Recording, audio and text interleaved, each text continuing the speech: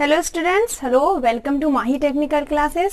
मैं मुस्कान मैम आप लोगों को ब्रांच इलेक्ट्रॉनिक्स 4 सेम में जो सब्जेक्ट पढ़ाने वाली हूँ उसका नाम है एडवांस इलेक्ट्रॉनिक्स एंड सर्किट्स। ठीक है, और क्योंकि आज फर्स्ट क्लास है तो सबसे पहले आप लोग ये जान लीजिए कि 4 सेम में आप लोगों को क्या क्या पढ़ना है, कौन कौन से सब्जेक्ट पढ़ने हैं। मैंने पांचों सब्जेक्ट के जितने भी 5 पेपर होते हैं सब के नाम लिख दिए ताकि जिनको नहीं पता हो। ठीक है, बहुत सारे ऐसे भी स्टूडेंट हैं जिन्हें कि नहीं पता है, 3rd सेम की पर तैयारी कर रहे हैं, एग्जाम दे रहे हैं, 4th सेम का भी एक भी पेपर नहीं पता है, तो वो सारे मैंने पहले लिख ही दिए कि कौन कौन से पेपर पढ़ने हैं और मैं कौन सा पेपर पढ़ाऊंगी ये भी मैंने बता दिया है। उनमें कौन कौन से टॉपिक होंगे, कौन कौन से यूनिट होंगे, वो सब अभी हम लोग इस वीडियो में देखेंगे और समझेंगे। ठीक है, सबसे पहले बात कर लेते हैं इस बात की कि 4th सेमेस्टर में आप लोगों को कौन कौन से पेपर पढ़ने हैं। ठीक है, तो यहाँ पर दिख रहा है पहला मैंने लिखा है बेसिक कम्युनिकेशन। ठीक है, बेसिक कम्युनिकेशन आप लोग 1st या 2nd सेम में पढ़े होंगे, बट वो सिर्फ थ्योरी पेपर था। और अगर 2nd सेम में पढ़े होंगे तो 2nd सेम में हम लोगों को पता है कि कोरोना के कारण आप लोगों का एग्जाम नहीं हुआ तो उतनी अच्छे से तो पढ़ाई नहीं होगी, बट वहाँ पर सिर्फ थ्योरी पेपर था। यहाँ पर जो आप लोग बेसिक कम्युनिकेशन में पढ़ेंगे, मैं नहीं पढ़ाऊंगी, बस ऐसे ही थोड़ा आप लोग सब्जेक्ट का जानकारी ले लीजिए इसलिए बता रही हूँ। तो यहाँ पर आप लोगों को सिर्फ थ्योरी नहीं पढ़नी होगी और प्लस थ्योरी तो होगी हुई, सिर्फ थ्योरी नहीं पढ़नी होगी। और उसमें डेरिवेशंस, एक्सप्रेशंस, न्यूमेरिकल, आप लोगों ने सुना होगा amplitude modulation, frequency modulation, pulse code modulation, इन सबको अच्छे से डेरिवेशन वगैरह, फिगर वगैरह, एक्सप्रेशन, न्यूमेरिकल सब कुछ बनाना होगा इसमें। ठीक है, जो पूरी जानकारी मैंने दे रही हूँ, जैसे कि मेरा सब्जेक्ट जो है जो मैं पढ़ाऊंगी उसके बारे में तो मैं यूनिट बाय यूनिट सारा बताऊंगी, बट थोड़ी बहुत जानकारी आप लोग और जो बाकी पेपर है उनकी भी ले लीजिए। ठीक है, दूसरा एडवांस इलेक्ट्रॉनिक्स एंड सर्किट, तो इसके बारे में भी हम लोग आगे बात करेंगे ही। ठीक है, तीसरा है डिजिटल इलेक्ट्रॉनिक्स। डिजिटल इलेक्ट्रॉनिक्स में 3rd सेम में आप लोगों ने ड्राइंग एंड ड्राफ्टिंग पढ़ा है। ठीक है, सबने पढ़ा है, 3rd सेम में था ये एक पेपर, तो बस वही है डिजिटल इलेक्ट्रॉनिक्स में, उससे थोड़ा ज़्यादा ही है, सिर्फ वही चीज़ नहीं है, सिर्फ वही चीज़ रहेगी तो वही पेपर हो जाएगा। तो अगर याद करें तो ड्राइंग एंड ड्राफ्टिंग में सिर्फ आप लोगों ने क्या किया था, जितने भी उसमें फिगर्स थे, मतलब जितने भी उसमें टॉपिक थे सबका क्या किया था, फिगर आप लोगों ने अच्छे से याद किया था, उसमें कौन कौन से टर्म होते हैं वो सब चीज़ें याद की थी।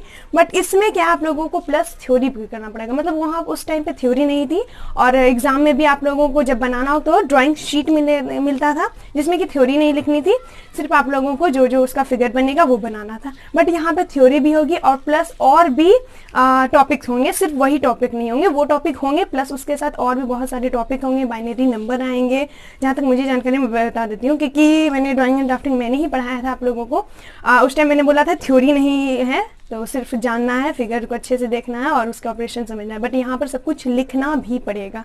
ठीक है, जितनी बातें कही थी उनको लिखना भी पड़ेगा और प्लस कुछ एक्स्ट्रा टॉपिक्स भी होंगे। ठीक है, अब तीसरा हो गया, चौथा network and lines. Network and lines इससे भी मतलब ये वाले में भी थोड़ा एक मिलता सब आया था टॉपिक, मैंने देखा था प्रिंसिपल। अच्छा आएगा तो बता दूंगी, मैं इसमें बता देती हूँ। हाँ, 2 पोर्ट्स, ये रहा 2 पोर्ट्स नेटवर्क। 2 पोर्ट नेटवर्क अगर बात कर ले 3rd सेमेस्टर एनालॉग में तो हम लोगों ने पढ़ा था एक 2 port network, H parameter, hybrid parameter जिसे कहते थे। ठीक है, वो सब आप लोगों को इसमें पढ़ना होगा और भी बहुत सारे टॉपिक होंगे जो जो मुझे याद है मैं बता देती हूँ। हाँ, तो 2 पोर्ट नेटवर्क इसमें भी पढ़ना है एडवांस में, बट वहाँ पर हम लोग क्या किए थे, सिर्फ एच पैरामीटर पढ़े थे, हाइब्रिड पैरामीटर पढ़े थे। मैंने उस टाइम में बताया था कि 2 पोर्ट नेटवर्क में और भी बहुत सारे टॉपिक्स होते हैं। जेड पैरामीटर लिखा नहीं है, मैं बता ही देती हूँ, जेड पैरामीटर, वाई पैरामीटर, ठीक है, और जेड हो गया, वाई हो गया, एक और ABCD पैरामीटर। हाँ, ये आप लोगों को नेटवर्क लाइन्स में वगैरह में पढ़ना होगा और न्यूमेरिकल्स वगैरह होंगे। ठीक है, अब 5वें पेपर की बात करें तो electronics component and materials. Electronic component and material नाम सुन के थोड़ा समझ में आ रहा होगा कि इलेक्ट्रॉनिक्स में जितने भी कंपोनेंट्स वगैरह है, जैसे क्या रजिस्टर, कैपेसिटर, इंडक्टर, ट्रांसफार्मर, बस इन सबको आप लोगों को पूरे डिटेल में पढ़ना होगा, उनके जितने टाइप्स हैं उन सबको पढ़ना होगा, सबका फिगर, थ्योरी सब कुछ लिखना होगा। ठीक है, तो ये 5 पेपर आप लोगों को 4 सेमेस्टर ब्रांच इलेक्ट्रॉनिक्स में पढ़ना है। अब एक जो पेपर है यहाँ पर, क्योंकि यहाँ मैंने लिखा है 2nd पॉइंट में एडवांस इलेक्ट्रॉनिक्स एंड सर्किट, ये मैं आप लोगों को पढ़ाऊंगी। ठीक है, तो एडवांस इलेक्ट्रॉनिक्स और सर्किट में टोटल 7 यूनिट्स हैं। आई होप दिख रहा है अच्छे से आप लोगों को, नीचे वाला नहीं दिख रहा है, यहाँ पर मैंने एक और लाइन लिखा है तो यहाँ पर फिर से मैं लिख दूंगी। ठीक है, तो 7 यूनिट्स आप लोगों को पढ़ने हैं और 7 यूनिट्स में कौन कौन से टॉपिक पढ़ने हैं आज इसके बारे में डिस्कशन हो जाएगा। और अगर टाइम बचेगा तो आज फर्स्ट यूनिट को स्टार्ट ही कर देंगे, ठीक है। तो फर्स्ट यूनिट है क्या, फर्स्ट यूनिट है आप लोगों का ट्रांजिस्टर बाइसिंग। थोड़ा याद करें तो बाइसिंग थर्ड सेमेस्टर में आप लोगों ने पढ़ा होगा, ठीक है। मैं ये नहीं कहूँगी कि मैंने सिर्फ पढ़ा है, क्योंकि हाँ मैंने तो पढ़ाया ही है ड्राइंग एंड ड्राफ्टिंग में, थोड़ा याद करें। बट बहुत सारे ऐसे भी स्टूडेंट होंगे जो सिर्फ माही टेक्निकल क्लासेस में नहीं किए होंगे थर्ड सेम का। बट ये वीडियो मतलब सबके लिए है और सब जितने भी 4 सेमेस्टर के बच्चे हैं सबको देखना है, इलेक्ट्रॉनिक्स ब्रांच के जितने भी हैं, ठीक है, सबको देखना है। जरूरी नहीं जो कि माही टेक्निकल क्लासेस में सिर्फ वही देखेंगे, वो तो देखेंगे और भी बहुत सारे देखेंगे। तो थर्ड सेमेस्टर में आप लोगों ने ड्राइंग एंड ड्राफ्टिंग में बाइसिंग पढ़ा होगा।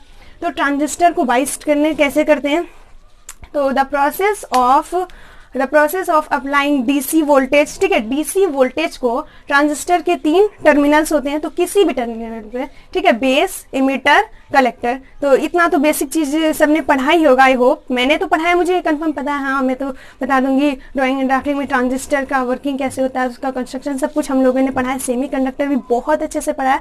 वैसे अगर किसी को प्रॉब्लम हो, किसी स्टूडेंट को नहीं समझ में आ रहा है ट्रांजिस्टर कैसे हुआ, 3 टर्मिनल कैसे होते हैं, तो अभी भी जो है यूट्यूब पे माही टेक्निकल क्लासेस में वो वीडियो मेरा अपलोड है, ठीक है, सेमीकंडक्टर। तो वहां पर जाके आप लोग अच्छे से उस चीज को डिटेल में देख सकते हैं। मैंने पूरी क्लास बहुत अच्छे से पढ़ाई है। सेमीकंडक्टर क्या है, पीएन जंक्शन क्या है, पी टाइप क्या है, एन टाइप क्या है, फिर उनसे मिलकर कैसे ट्रांजिस्टर बना, कैसे उसका पी टाइप हो, मतलब सब कुछ, डोपिंग वोपिंग, साइज वगैरह सब कुछ मैंने उसमें अच्छा से, charge carrier, majority carrier, minority carrier, सब कुछ अच्छे से पढ़ाया है, ठीक है। तो थोड़ा भी अगर डाउट हो, बेसिक से हम लोगों को शुरू से सीखना है, तो वो वाले क्लास मेरे जाके अच्छे से आप लोग पहले देख लीजिए, तब उसके बाद यहाँ पर समझ में आएगा, ठीक है। ऐसा आप लोग बिल्कुल मत सोच के चलिएगा कि थर्ड सेमेस्टर में जो पढ़ लिया अब 4 को हम लोग पढ़ते हैं, ऐसा नहीं। जितने भी सेमेस्टर एक दूसरे से रिलेटिव है, ठीक है। थर्ड सेमेस्टर में जो बेसिक चीजें पढ़ी हैं, याद नहीं मतलब रटा नहीं है, जिसे अच्छे से समझा है, उन चीजों का यहाँ पर अप्लाई होगा। 4th सेमेस्टर उसके बाद ही, मतलब उस चीज को अच्छे से आप लोगों को समझना होगा जो कि थर्ड सेम में था, तब तो आप लोग 4th सेम में समझ पाएंगे। तो वीडियो वो वाला अपलोड है, वो तो देख ही लीजिएगा। बट थर्ड सेमेस्टर में आई होप क्या सबने अच्छे से पढ़ा हो। नहीं पढ़ा हो तो जैसे जो भी टॉपिक नहीं पढ़ा हो तो वो मुझे बता दीजिएगा, अगर उसके वीडियो होंगे तो मैं अवेलेबल करा दूंगी, ठीक है।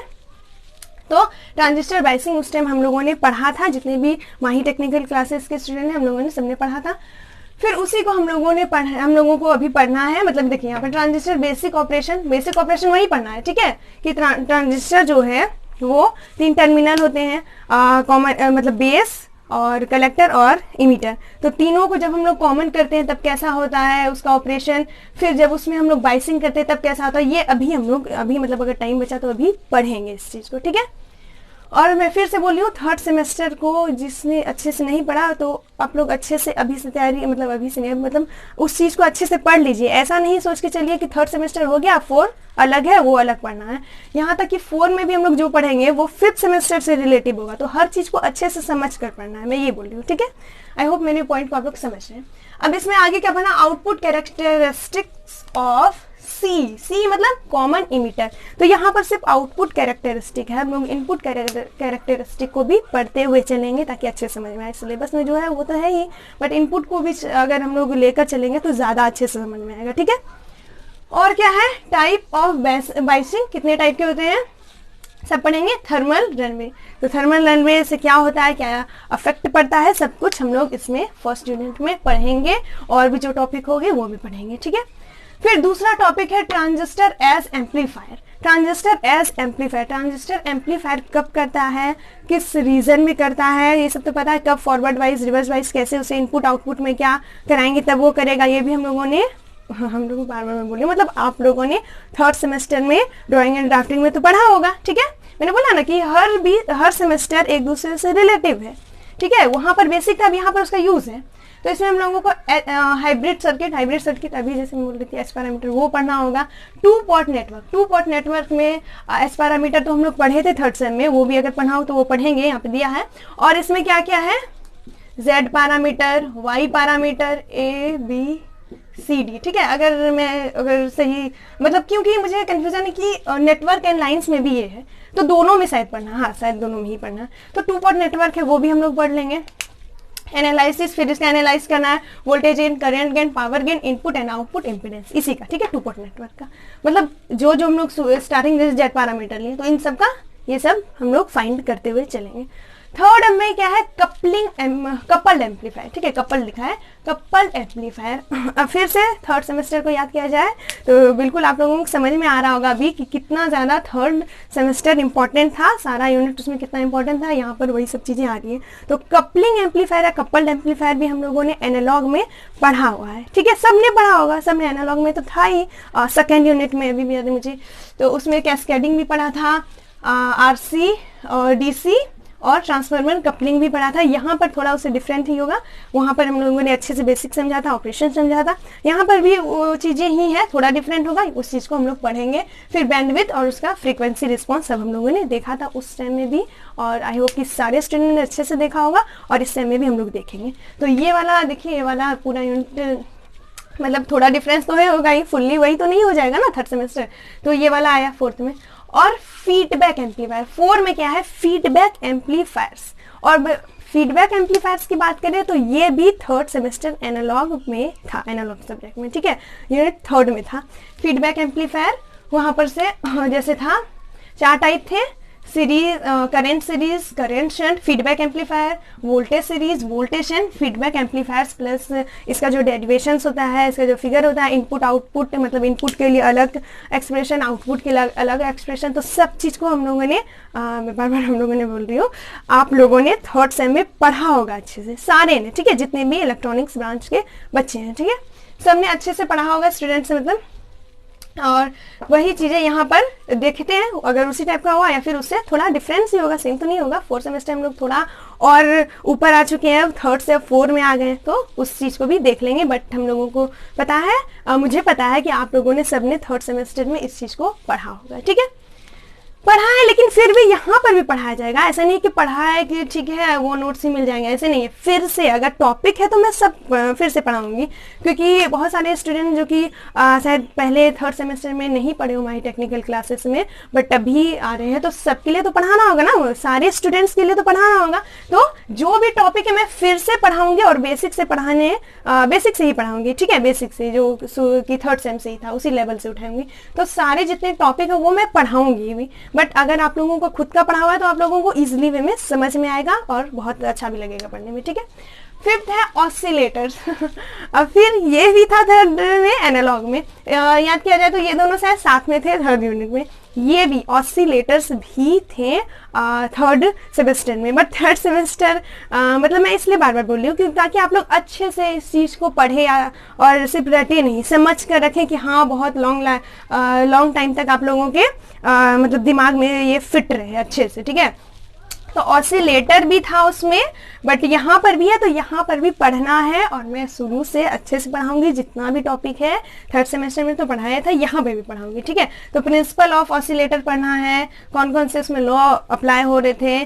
फिर वहाँ पर 5 प्रकार के हम लोगों ने पढ़े थे, याद किया जाए तो कॉलपिट ऑसिलेटर, हार्टले ऑसिलेटर, और यहाँ पर वाइन ब्रिज तो पढ़ा ही था, क्रिस्टल भी पढ़ा था, और एक क्या था, आरसी वाला था ना, हाँ आरसी फेसिव, थोड़ा भूल जाती हूँ, आरसी फेसिव ऑसिलेटर 5 प्रकार के हम लोगों ने पढ़े थे, ठीक है।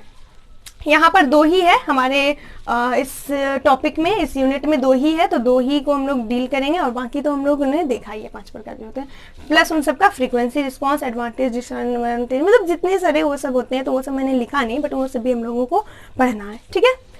अब 6 में है FET एम्पलीफायर्स, ठीक है, ये एक नया आ गया, ये लेकिन ये भी उतना भी नया नहीं है, ये भी थर्ड सेमेस्टर में ही हम लोगों ने ड्राइंग एंड ड्राफ्टिंग में पढ़ा था, बट वहाँ पर क्या था कि सिर्फ फिगर बनाना है, वही आएगा वहाँ पर, और हम लोगों ने समझ लिया था। बट यहाँ पर पूरा लिखना भी है, ठीक है, थ्योरी भी, कंस्ट्रक्शन, ऑपरेशन, FET, अरे ये वाला चिन्ह ठीक है, कंस्ट्रक्शन हो, ऑपरेशन हो, एप्लीकेशन हो, जो हो, तो सब हम लोगों को यहाँ पर लिखते हुए थ्योरी को, और जो फिगर था वो तो बनेगा ही, सब कुछ समझते हुए चलना है। फिर मॉसफेट भी पढ़ा है, डी मॉसफेट, ई मॉसफेट, सब हम लोगों ने पढ़ा है।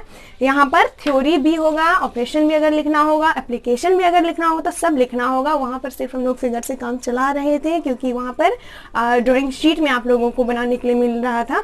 यहाँ पर आप लोगों को कॉपी दी जाएगी, जैसे कि नॉर्मली सारे सब्जेक्ट में दिए जाती है, और उसमें वहाँ पर आप लोगों को थ्योरी भी लिखनी पड़ेगी। ठीक है, तो थ्योरी के साथ हम लोग चलेंगे। फिर JFET और UJT, ये एक नया है, ये भी पढ़ लेंगे। मतलब सबको पढ़ते हुए, और सबका सिर्फ फिगर नहीं, उसका थ्योरी और एप्लीकेशन, ऑपरेशन सबको लेकर चलेंगे। ठीक है, 7 यूनिट दिख रहा है, नीचे वाला नहीं दिख रहा, तो इधर मैं लिख दूंगी, थोड़ा इरेज कर लें इधर।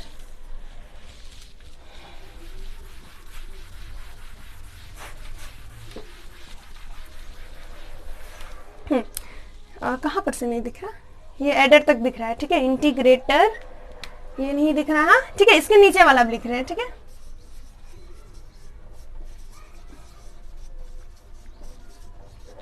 इंटीग्रेटर है, डिफरेंशिएटर है, थोड़ा मैथ्स याद आ रहा होगा, डिफरेंशिएटर, ETC, यही दोनों इसमें यहाँ नीचे में लिखा है, जो कि नहीं दिख रहा है, बट अब यहाँ पर मैंने लिख दिया। ठीक है, तो यहाँ पर है ऑपरेशनल एम्पलीफायर। ठीक है, ऑपरेशनल एम्पलीफायर क्या होता है, ये बिल्कुल न्यू आया है, और ये हम लोगों को बहुत अच्छे से पढ़ना होगा, क्योंकि इसमें जो है बहुत सारे न्यूमेरिकल बनते हैं।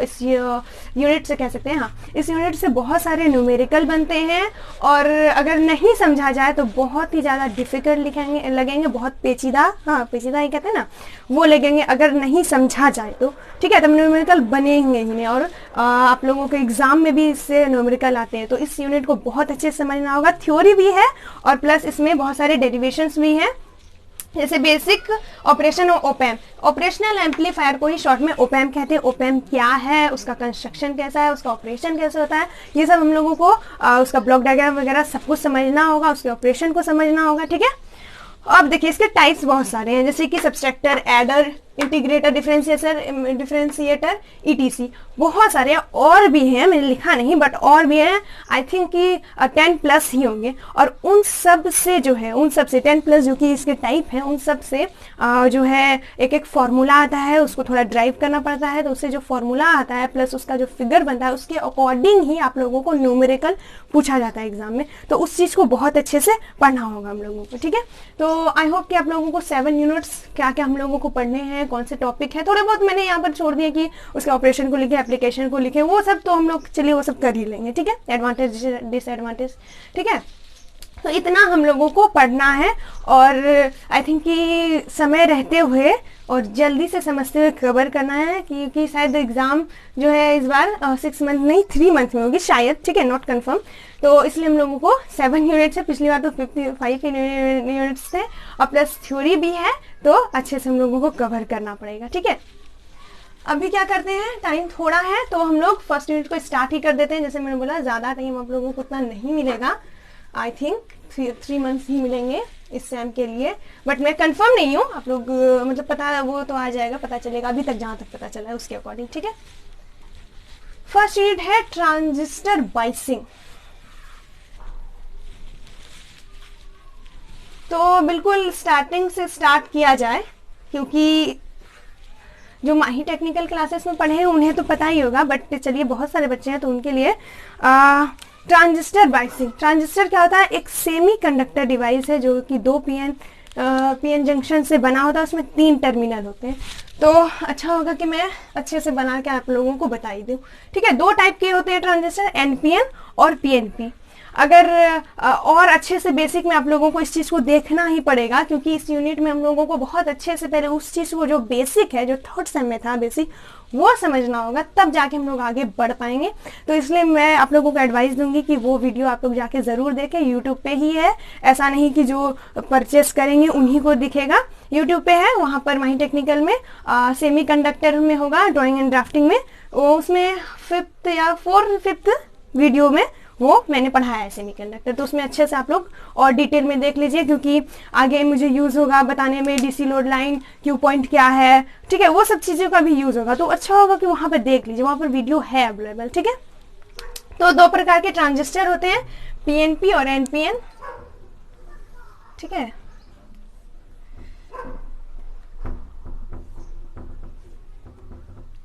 मैं अभी भी थोड़ा कोशिश करती हूँ कि बेसिक से ही बताऊं, ठीक है।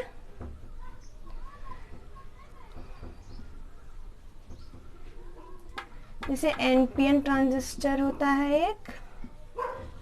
एक होता है पीएनपी।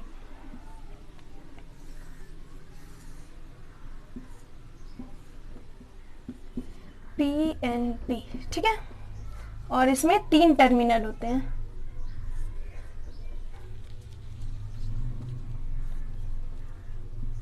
ठीक है, 3 टर्मिनल होते हैं, यहाँ पे 3 टर्मिनल हो गए।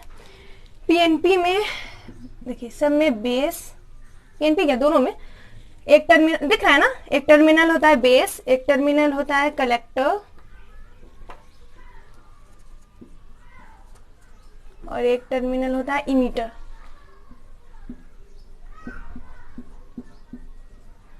ठीक है। एनपीएन हो चाहे पीएनपी, शॉर्ट में से इसे लिखेंगे CBE, ठीक है। 3 टर्मिनल होते हैं और ये हो गया first type of transistor NPN और ये सेकेंड टाइप पीएनपी, ठीक है। अब होता क्या है इसमें, शॉर्ट में E और यहाँ पे B और C लिख देते हैं।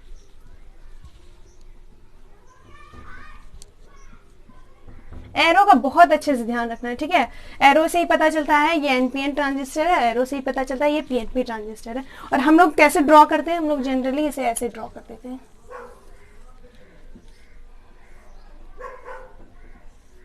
ठीक है। अगर पीएनपी है तो ऐसे, ये हो गया यहाँ पर इसका P, यहाँ हो गया N और यहाँ पर हो गया P, ठीक है।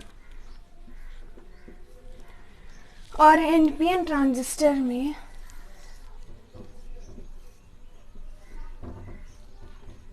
एरो इस साइड रहता है, ये हो गया NPN, ठीक है, दिख रहा है। एरो एरो बहुत इंपॉर्टेंट है, उससे पता चलता है ये एनपीएन ट्रांजिस्टर है या पीएनपी ट्रांजिस्टर है। सो देखिए एनपीएन ट्रांजिस्टर में क्या होता है, जो इलेक्ट्रॉन्स होते हैं, इलेक्ट्रॉन्स वो मेजॉरिटी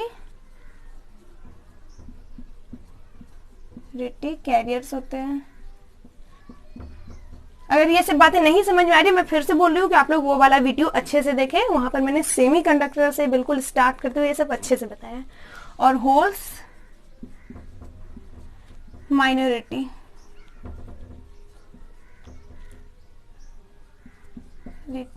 कैरियर्स होते हैं, इसमें अपोजिट होता है, इसमें इलेक्ट्रॉन्स माइनॉरिटी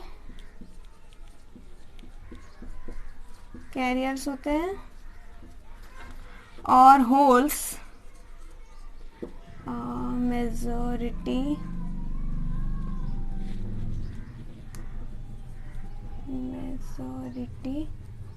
कैरियर्स होते हैं, ठीक है। हाँ चलिए अब देखिए इमीटर, ये बात भी अच्छे से समझ में आई, यहाँ पर इसी का यूज है। इमीटर का जो होता है डोपिंग लेवल, ठीक है, डोपिंग नहीं समझ आ रहा है, फिर से वही वीडियो में बता रही हूँ कि वो बिल्कुल बेसिक है, इतनी सारी बातें याद रखनी चाहिए। अभी मैं वो स्टार्ट कर, उसी में ज्यादा सारा टाइम लग जाएगा, ठीक है, इसलिए नहीं करती हूँ। तो ये चीज समझ लीजिए कि डोपिंग लेवल जो होता है, डोपिंग लेवल वो सबसे ज्यादा होता है इमीटर का, ठीक है। डोपिंग लेवल सबसे ज्यादा होता है इमीटर का, तब कलेक्टर का, देन बेस का, ठीक है। डोपिंग लेवल इमीटर का काम क्या होता है, जितने भी मेजॉरिटी नहीं चार्ज कैरियर्स कहते हैं, ठीक है, जितने भी चार्ज कैरियर्स होते हैं उसे इमिट करना। फिर कलेक्टर का काम क्या होता है, जितने भी चार्ज कैरियर्स होते हैं उन्हें कलेक्ट करना। और इसका साइज, ठीक है, अगर साइज की बात करें तो सबसे बड़ी साइज होती है कलेक्टर की, उसके बाद होती है इमीटर की, और सबसे पतली आप लोगों को दिख भी रही होगी बेस की होती है। बेस क्या होता है, इन दोनों के बीच में रहता है और बिल्कुल पतली लेयर उसकी बेस की होती है, ठीक है। डोपिंग लेवल ये बिल्कुल इंपॉर्टेंट है, इसे याद करना है। और साइज किसकी बड़ी होती है, मतलब कलेक्टर की सबसे बड़ी साइज होती है, फिर इमीटर की, एंड देन बेस की, ठीक है। ये दोनों बातें अच्छे से याद करनी है। और फिर अगर नहीं पूरा ये सब समझ में आ रहा तो वो वीडियो अच्छे से देखें, मैं फिर से बोल रही हूँ, ठीक है। अब क्या बात आ गई यहाँ पर, यहाँ तक बात हो गई। अभी बिल्कुल बेसिक कहीं चल रहे हैं हम लोग ट्रांजिस्टर ऑपरेशन में, यही सब चीजें सीखनी है आप लोगों को, इसी का आगे चल के यूज है। तो ये सब बातें नहीं पता रहेगी तो कैसे यूज हम लोग कर पाएंगे, ठीक है। पीएनपी एनपीएन ट्रांजिस्टर होते हैं और एरो के द्वारा इसे ऐसे दिखाया जाता है। और याद करने का ट्रिक क्या है, एन है, देखिए निकासी एन मतलब निकलेगा, इस टाइप में याद कर सकते हैं, ठीक है। ऐसे भी याद करने के लिए, ये कोई बुक में लिखी चीज नहीं है, ऐसे ट्रिक कह सकते हैं। फिर यहाँ से देखिए पी प्रवेश पीएनपी ट्रांजिस्टर, इस प्रकार याद कर सकते हैं। अब क्या होती है ट्रांजिस्टर की, देखिए 3 टर्मिनल है, इमीटर, बेस और कलेक्टर। अब क्या करते हैं, जब हम लोग कॉमन बेस या कॉमन इमीटर या कॉमन कलेक्टर पढ़ते हैं तब क्या करते हैं, तब यहाँ पर ही बता दें, यहाँ पर ही इसे थोड़ा भी रेस करते हैं तब बताती हूँ मैं। ज़्यादातर हम लोग एनपीएन ट्रांजिस्टर ही यूज़ करते हैं, पीएनपी भी लेकर चल सकते हैं, बस वही थोड़ा माइनस प्लस में हम लोगों को ध्यान रखना होगा, थोड़ा एरो का ध्यान रखना होगा, ठीक है। तीनों ही बता देती हूँ मैं, आई होप कि ब्लू से दिख रहा हूँ। अभी जैसे कि यहाँ पर है, देखिए कॉमन, सी डायरेक्ट लिखा हुआ है, सी मतलब कॉमन इमीटर, कॉमन इमीटर ही ले लेते हैं, इसे ही हम लोगों को आगे चल के करना है। कॉमन इमीटर होता है एक होता है कॉमन, मतलब 3 टर्मिनल है तो 3 पॉसिबल है ना, एक होता है कॉमन बेस और एक होता है कॉमन, क्या होगा एक और जो तीसरा टर्मिनल है, कॉमन कलेक्टर।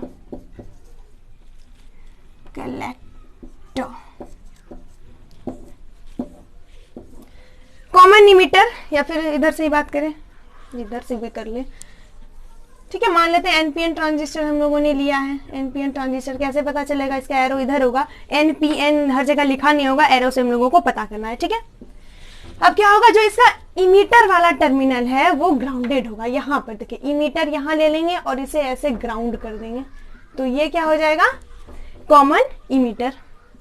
आउटपुट साइड जो है, आउटपुट साइड वो कलेक्टर साइड लेने पर अच्छा होता है, मतलब ऐसा एक्सपेरिमेंटली देखा गया है कि इनपुट साइड बेस और आउटपुट साइड कलेक्टर लेने पर ज़्यादा अच्छे रिजल्ट्स आते हैं। तो वो चीज़ हम लोगों को कॉमन इमीटर कॉन्फ़िगरेशन में ही मिलता है, इसलिए हम लोग ज़्यादातर इसी का यूज़ करते हैं। यहाँ पर एनपीएन नहीं भी लिखेंगे तब भी चलेगा, क्योंकि एरो से हम लोगों को पता चल गया है। अब कॉमन बेस में मतलब सिंपली ये सब सिर्फ समझने के लिए, ठीक है, ये सब समझिए, ये सब का वीडियो है, अगर वो देख लेंगे तो बहुत ज़्यादा बेस्ट होगा। बट फिर भी अभी मेरा काम है कि समझा दूँ आप लोगों को, ठीक है। एनपीएन लिखने की जरूरत नहीं है, हम लोग एरो से ही पता कर लेंगे, पर अभी लिख देती हूँ। कॉमन बेस में क्या होगा, बेस टर्मिनल इसका ग्राउंडेड होगा और आउटपुट साइड हम लोगों को कलेक्टर लेना चाहिए। और इनपुट साइड अब क्या है, देखिए बेस तो यहाँ क्या बोलते हैं, बेस कॉमन हो चुका है, तो अब एक ही टर्मिनल बचा है इमीटर, तो इनपुट में इमीटर ले लेंगे। इसमें कंफ्यूज नहीं होना है, ठीक है। आगे चल के अभी यही सब चीजें हम लोगों को पढ़नी है और अच्छे से पढ़ना है। जैसे देखिए अब इनपुट इसका क्या हो गया, इनपुट साइड जैसे इसी कॉन्फ़िगरेशन की बात करेंगे तो इनपुट पे हम लोग जैसे वोल्टेज देते हैं, तो इनपुट वोल्टेज जब इसका लिखेंगे, इसीलिए ये सब बातें बहुत इंपॉर्टेंट। तो इनपुट वोल्टेज कैसे लिखेंगे, VEB, बट VEB इसके लिए सेम नहीं होगा। इसका इनपुट वोल्टेज क्या लिखाएगा, इसका इनपुट वोल्टेज जो लिखाएगा वो VBE लिखाएगा, बट इसका इनपुट वोल्टेज पहले से कर लेते हैं। कॉमन कलेक्टर लेना है तो कलेक्टर को हम लोग ग्राउंड करेंगे, ठीक है। और बेस साइड लेना चाहिए इनपुट इस टाइप में इनपुट करंट हम लोग दिखाएंगे, अभी आगे चल के पहले बेसिक समझ लीजिए, इस चीज़ को हम लोगों को देखना है। और इधर हम लोग ले लेते हैं इमीटर, ठीक है। अब इसका इनपुट साइड क्या हुआ, मतलब इनपुट साइड अगर वोल्टेज लेते हैं हम लोग तो कैसे लिखेंगे, VBC। अब देखिए तीनों का बिल्कुल अलग है, सेम नहीं ना, तो कोई एक याद करके चलेंगे ऐसा नहीं सोचना है, तीनों को समझना है।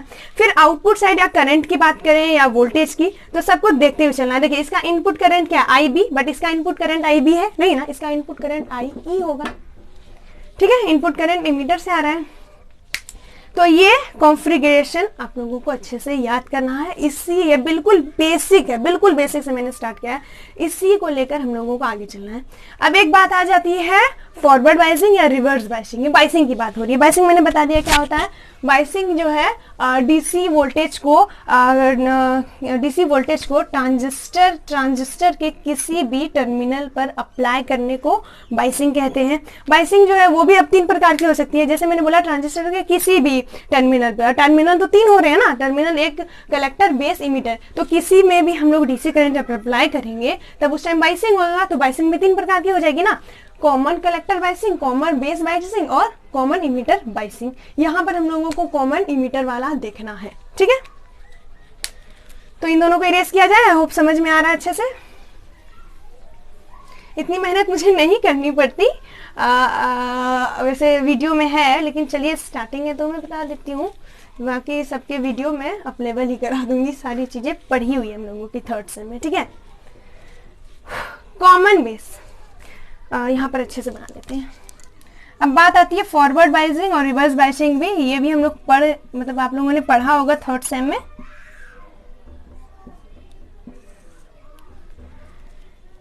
ये हो गया इमीटर, ये हो गया कलेक्टर, ये हो गया बेस साइड, ठीक है। अब इस चीज को देखेंगे अच्छे से। इसे पहले ग्राउंड कर देते हैं। क्या होता है इसमें कॉमन इमीटर कॉन्फ़िगरेशन में, ठीक है। तो कॉमन इमीटर कॉन्फ़िगरेशन सही लिखा है। हम लोगों ने क्या ट्रांजिस्टर यूज किया, ये बहुत इंपॉर्टेंट है, ठीक है। ट्रांजिस्टर भी बहुत इंपॉर्टेंट है। अगर पीएनपी है तो उसके लिए दूसरा हो जाएगा। अभी हम लोगों ने एनपीएन ट्रांजिस्टर यूज किया है, ठीक है। एनपीएन ट्रांजिस्टर हम लोगों ने यूज किया है और ये बातें हम लोगों ने फॉरवर्ड बायसिंग रिवर्स बायसिंग में, मतलब हम लोगों ने नहीं, थर्ड सेमेस्टर में जो जो पढ़ा है आप लोगों ने, तब पता होगा कि हमेशा हम लोग इनपुट साइड को फॉरवर्ड वाइज और आउटपुट साइड को रिवर्स वाइज करते हैं। क्यों करते हैं? क्योंकि जब इनपुट साइड फॉरवर्ड वाइज, ठीक है, लिख ही देती हूं मैं, फॉरवर्ड बाइज्ड हो और आउटपुट साइड रिवर्स्ड बाइज्ड हो, ठीक है। अब ठीक है। तो जब इनपुट साइड फॉरवर्ड बाइज हो और आउटपुट साइड रिवर्स बाइज हो, तब हमारा ट्रांजिस्टर जो है वो एक्टिव रीजन में रहता है, ठीक है, एक्टिव रीजन में, और तब वो एज एम्प्लीफिकेशन करता है, एम्पलीफायर का काम करता है, ठीक है।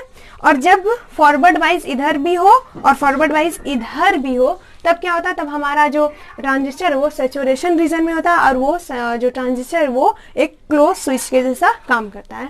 और जब यहाँ पर भी रिवर्स बाइज हो, यहाँ पर भी रिवर्स बाइज हो, मतलब इनपुट में भी रिवर्स बाइज, आउटपुट में भी रिवर्स बाइज हो, तब हमारा ट्रांजिस्टर जो है वो कट ऑफ रीजन में रहता है, ठीक है। कट ऑफ रीजन में मतलब ये सब बातें आप लोग जान लीजिए, वीडियो में अच्छे से दिया है तो उसमें देख लीजिएगा, मैं अभी जानकारी के लिए सिर्फ बता देती हूँ, ठीक है। तब कट ऑफ रीजन में होता है, तब जो हमारा ट्रांजिस्टर एक ओपन स्विच के जैसा वर्क करता है। और जब इसके जस्ट अपोजिट हो, जैसे इधर रिवर्स बाइज हो, इधर फॉरवर्ड बाइज हो, तब हमारा जो ट्रांजिस्टर है वो इन्वर्टर, मतलब उस टाइम वेरी पुअर एक्शन होता है, वो तो बिल्कुल लेना नहीं है। तो सबसे बेस्ट है हम लोगों को एम्पलीफायर कराना, एम्पलीफिकेशन कराना, तो हम लोग इनपुट साइड में फॉरवर्ड बाइज और आउटपुट साइड में रिवर्स बाइज कराते हैं। अब एनपीएन ट्रांजिस्टर है, टाइम तो बहुत ज़्यादा हो गया है, थोड़ा सा देख लेते हैं। एनपीएन ट्रांजिस्टर है तो इधर हम लोगों को बैटरी से जो कनेक्ट करना होगा वो पॉजिटिव टर्मिनल पे कनेक्ट करना होगा, इधर नेगेटिव टर्मिनल पे, ठीक है।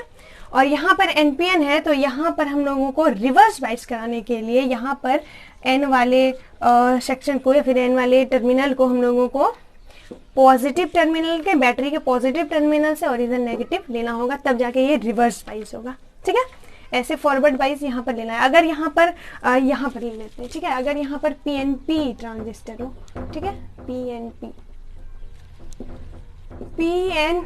तो एरो इस साइड होगा, दिख रहा है, एरो इस साइड होगा, यहाँ पर पी लिखा है मैंने। तब क्या कराना होगा, तब देखिए बिल्कुल उल्टा हो जाएगा।